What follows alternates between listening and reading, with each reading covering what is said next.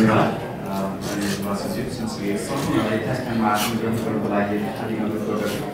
अब कार्यक्रममा प्रमुखी अतिथि लगायत सम्पूर्ण मित्रहरूलाई स्वागत मन्तव्य राख्ने हुनुहुन्छ। साथसाथै सुभद्रा अधिकारी प्रतिष्ठानको बारेमा जानकारी दिनुको लागि सुभद्रा अधिकारी प्रतिष्ठानका अध्यक्ष सुनिल अधिकारीज्यूलाई हार्दिक अनुरोध गर्दछु।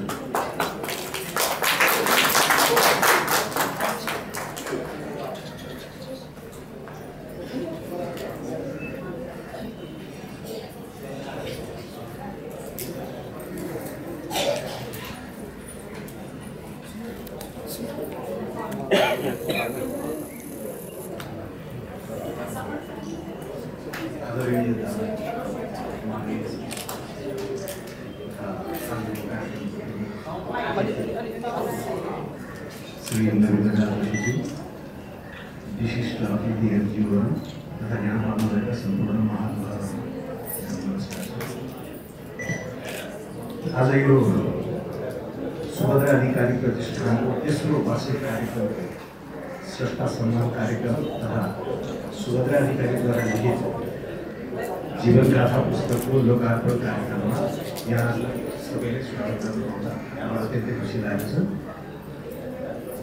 विगतमा भएको दुईटा वार्षिक उत्सव कार्यक्रमलाई निरन्तरता दिँदै आजको यो कार्यक्रममा हामीले चलचित्र क्षेत्रका एकजना वरिष्ठ निर्देशकज्यूलाई श्रेष्ठ सम्मानबाट सम्मानित गर्न पाउँदा अत्यन्तै हर्ष लागेको छ। यस प्रतिष्ठानका सबैभन्दा सक्रिय सदस्य हाम्रा भाइ राजेश अधिकारी स्वास्थ्यको कारणले यहाँ उपस्थित हुन नसकेको उनको कमी एकदमै महसुस भइरहेको छ। पोहोर सालको यही कार्यक्रम पश्चात अफिसियल कामले अफ्रिकी मुलुक घानामा गएका उनी त्यहाँको दुर्घटनामा परेर अस्वस्थ भएका थिए। हामी सबै उनको शीघ्र स्वास्थ्य लाभको कामना गर्दछौँ।